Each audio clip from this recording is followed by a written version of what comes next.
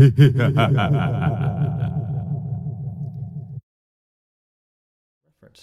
So when I look at this, we have the two things that we talked about: the color. We got our logo on there.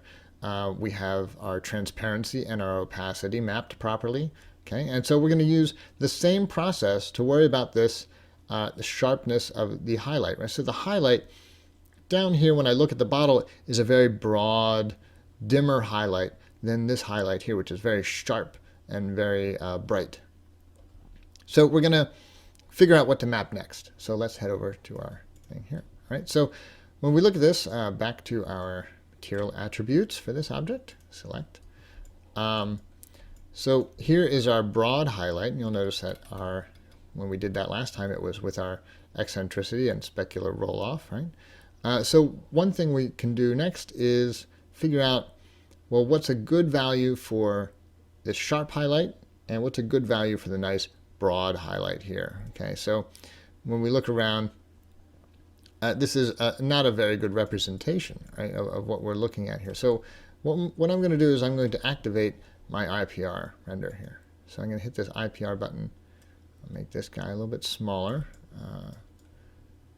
Right, and what the IPR does is it takes your current view that you're on, just like a render, loads it in as a wireframe. That way you can choose exactly where you want to be looking. I see my highlight coming down here. I know that's actually not right. If I were to select my use all lights button, which is this guy here, that'll give us a better representation of where my highlights are going to fall. So I'm just going to pick a view that looks a little bit more, like it's going to support what I'm looking for. That highlight, I'm just going to drag in that area where I see the highlight. I can zoom back in here, no big deal. Right, so there's that sharp highlight, right? So that's working. So now what the IPR is doing is it's going to always render as soon as I make a change to my shader. Okay, it's going to do it pretty fast as well. There's a lot of caching that goes on in the background. So I'm going to take a look at this. I'm going to say, okay, so 0.1, I know that's my value for my bottle. That's fine. But what's going to be my value for my H2O here? Well, if I raise this up, I can see that highlight spreading out. Now it's also very bright, so I'm going to have to keep in mind that at some point I'm going to have to dim this down, right? This is an artifact of the blend shader. It is very, it doesn't do very good energy conservation, as we say. It just keeps adding more and more light to the scene. So I'm getting pretty big here. And if I get out here, like I'm getting a sense that this is probably where I want to be. Something way out here, sort of outlandishly big, right? But right here it's very bright. So I'm just going to back off my specular color here just to take a look at what I'm actually seeing. Now that feels better, right? See that broad, slow fall off of that whole thing there. So let's go with that. I'm going to get my specular color back to where it was. So my eccentricity 0.6, maybe 0.65, just to be sure, right? So there we are, same situation. My text is going to be 0.65.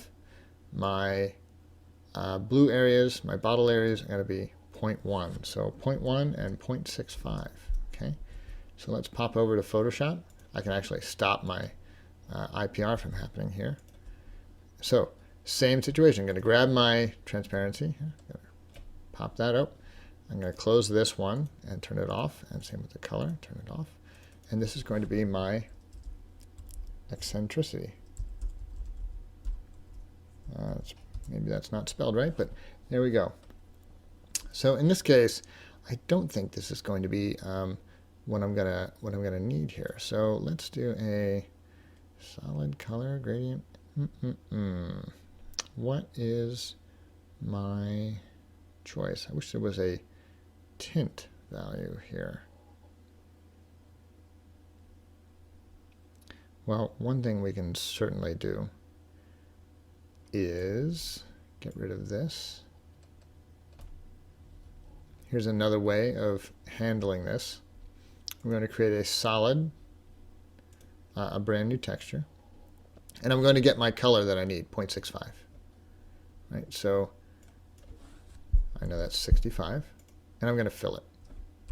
Right, so there's a whole panel of 0.65. Right, now again, we want to remain flexible, right? I could easily collapse all of this and just change that into 0.65. One easy way to do this would be to just simply hold down the Command key and the Shift key. Well, the Command key first, and we click once. You see it creates a selection. And then the Shift key all the way down. Command Shift to select everything. Again, your Photoshop skills may provide you with other knowledge of how to do this. I'm actually going to turn this off, and I'm going to create a layer mask for this using this here button. Right? Add layer mask. There it is. So there's all of my values in 0.65. Oh, it does look like I lost my outline, which is fine. So in this case, I'm going to do exactly what I just told you not to do, and I'm going to take all this and I'm going to merge group down here further down the menu. Boop. So I just merged my group, and I'm going to do the same thing. I'll select this here and get rid of this guy. We don't want it. Discard. Select my merged group and create the same layer mask. Okay, there we go. Now the only thing we need to do is make sure that this is 0.1. 10%. Okay, and fill. All right, so there we are with our 0.1 or our 0.65, and I'm going to go ahead and save that out.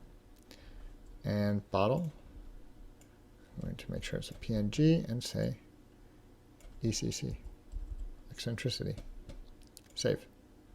Okay, and now let's roll back over to Maya, and we need to load that texture. Okay, so there is, of course, I'm trying to do each way. I'm going to try to do it a different way. So in this time, I'm going to load in my texture the easiest way, right, which is to come here, find my eccentricity texture, drag it in, and drop it. Okay. Now, it doesn't look like it created everything, but you'll see if I were to graph this, which I will soon, it has everything. So I'll duplicate this. I'm going to drag this and drop it on. Oh, but there's nothing here that says eccentricity. Okay, now the reason for that is because the values that come up here correspond to the values that you're giving it, right? So in this case, we're giving it color.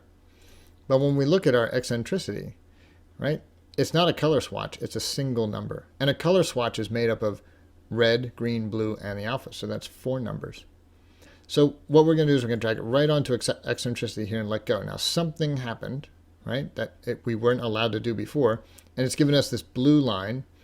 And notice that it's mapping our alpha channel right to eccentricity, right? So that's good news, right? That seems like it's good. If I map all this out, you'll see there's that place 2D texture that we should be expecting to see. So now we've got our eccentricity loaded in.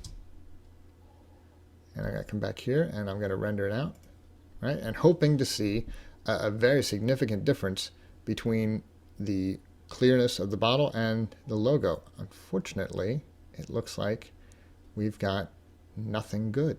Okay, so here eccentricity is listed as 1, so obviously we're getting a huge wraparound of color. So what's happened? Well, I'll tell you what's happened. Our object has no alpha channel. And if it does, it actually does have an alpha channel. It's all white, right? There's no transparency here. So an alpha channel is white where you can see everything, and black where it's transparent. So in this case, it's just feeding everything out to be white, right? That's not what we want. We want the color values that we gave. Okay, so one way that we can do this is we can select our file texture, right? We're going to roll down here, color balance, right? Which is a very, very handy set of attributes. Our default color is something you can usually ignore, right? It's light gray. Sometimes it gives you troubles, but that's pretty specific. The color gain is whatever's white in your object, or whatever has the highest value is going to get this color. And whatever is black in here is going to get the black value. And if I raise this up, sort of an interesting relationship of this is where you start and this is where you end, right? So if we had black and white in here, and I move this to 0.5, it would raise that up. But my color gain is 1. So even if this is at 0.5, now my brightest color is 1.5. Now we're not going to worry about this right now. All right, this is offset basically, and then this is an add on top of it. What we're worried about right now is this alpha as luminance, right? Right now it's not checked, but when I check this, what happens is that it takes the luminance values of our color, so how bright they are, my values, which is exactly what we're setting, and it sends those out into the world as an alpha channel. Okay, so if we look at that now, right, we're still sending our out alpha there. Come back here, and I'm going to render again.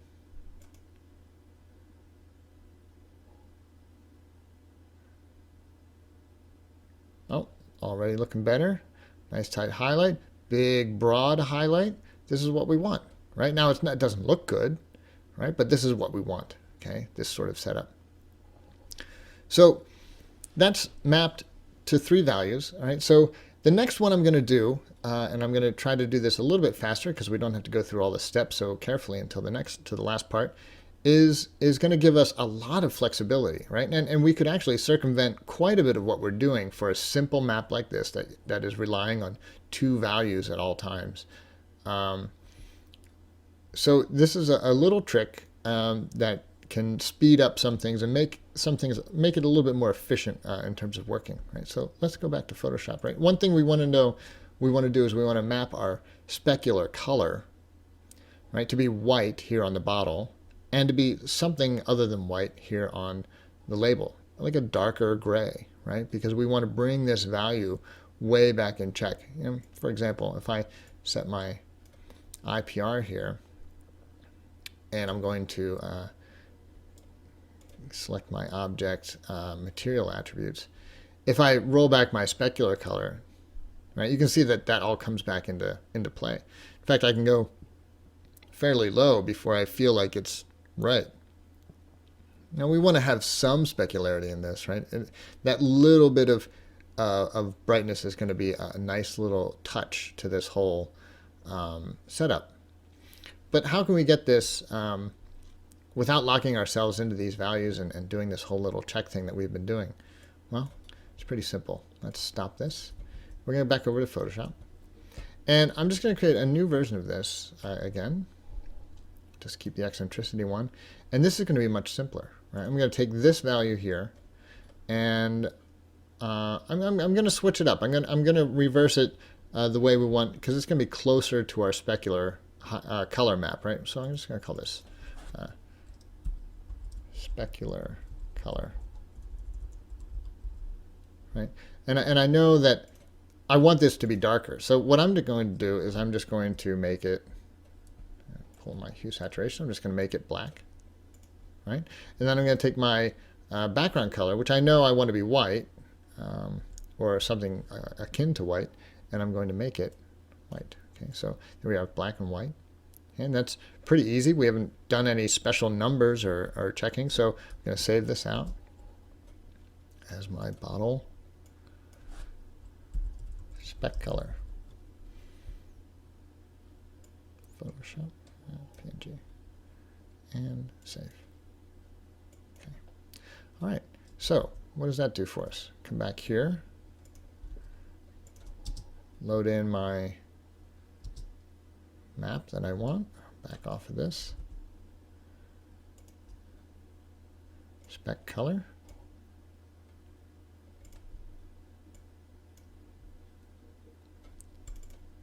okay, white on black as expected. Now if I map this into my specular color here, specular color, that gives us probably, I mean, it's going to give us it's going to knock down that specularity right on the label, right? It's going to go right to black. And then we're going to keep that highlight, right? So as interesting as that may be, that isn't what we want, right? That's not what we were going after. We wanted some little bit of brightness here, okay? So let's take a look at what that is, how we can achieve that. I'm going to go back into my Hypershade. I'm going to double click this and load the attributes here. So we've got the things that we've talked about here, the color balance, and And to be completely honest, we could actually modify these colors to make it work. Now, unfortunately, it's a little bit tricky, but I'm not going to worry about it right now. I'm going to go down here to effects, right? Because while this part here is less than useful, invert is awfully useful, this one here is great. Color remap. I'm going to insert that, right? So what just happened? All right, let's take a look. This is where the wonders of the node editor are super fantastic. Okay. Now you'll notice here, this is a very simple shader or image to work with, right? It's black and it's white, right? But it should illustrate this fairly easily, right? So what we do is we're converting RGB to HSV. Now we're dealing with a black and white image, but if this was a multiple colored image, it's going to convert all those colors into hue, saturation, and values, right? So, if you're not totally familiar with it, when you are in Photoshop and you're checking colors, there's multiple ways to check. One is HSV, right, where the hue is the range of colors. The saturation is how much of each color you get, and the brightness is how white or black that attribute. So that's one way to think about color. Another way to think about color is to think of it as components of red, components of green, and components of blue added together. So we can think about these in two different ways, and that little node that Maya created here switches between, right? So now we're converting all of our RGBs to HSVs, which is less important if you totally understand it than just hitting the button that says color remap, because what happens is it generates this, a ramp, right? Now when we look in close, right, you can see that the values that are white are blue, right? So here, white, blue, and the values that are black are red, right? So here, right, blue and red. Now the green doesn't get hit because we don't have any gray values, right? If we had something that was gray, we would see something that mapped in our green. I'm going to get rid of this, right? So this is interesting. Now let's take a look at what this just did by default. Not that. This. We'll render it, right? I think we'll see something interesting. Remember, this was mapped to our specular color. Now look at that. So hopefully you can see with the compression, but there's a bright blue highlight here, and that white highlight is now gone and replaced with a blue one. And our highlight for this is no longer white, it is now red. All right, so this gives us a really interesting opportunity, right? Because obviously what's happening, or hopefully it's obvious, is that we're remapping our color, right? So whatever is in the white or upper end of the color is going to this top end of the blue, right? Because this is all the way up at 1. And down here at the 0 is red, right? So we're mapping that to everything that's black. So why is this useful for us right here? Well, it's pretty simple. We can take our blue, which was, again, where we are, everything is white, and we can make it white again just by that little thing. That desaturates it and then brings it back up. I could always click here and just choose white, right? And I can take my red and I can make that, a gray. So now I've got two values I can work with, right? So let's take a look at that, and we'll pop that into our IPR when Maya decides to agree with me. So IPR, load this in. Now I'm going to go back and make sure I have that ramp selected so I can work with it. Let me slide this out of the way so I can see what I'm doing. Here's that remap ramp. That's what I want.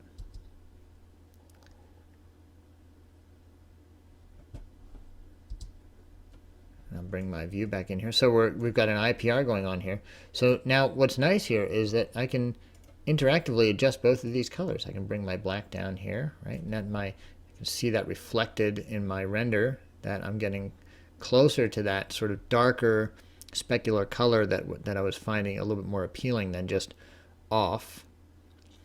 And it's certainly not too distracting as a bright white color. Maybe a little bit brighter will serve as well. Okay, so there we get that little bit of specularity rolled back in.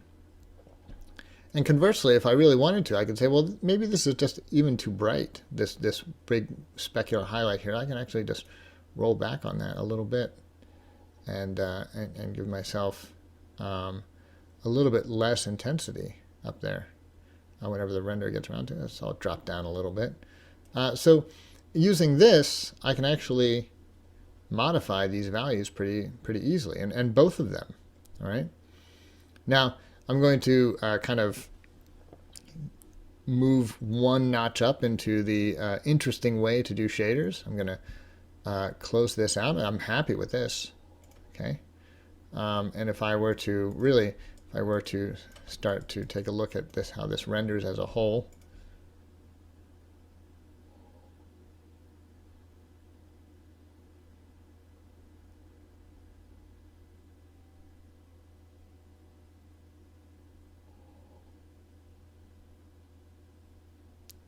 the wonderful wait time there. You know, this doesn't look bad. I have a little bit of specularity on my silk screening, and I got my tight plastic specularity on my plastics. So this looks not so bad. Right? Shut up and sit down.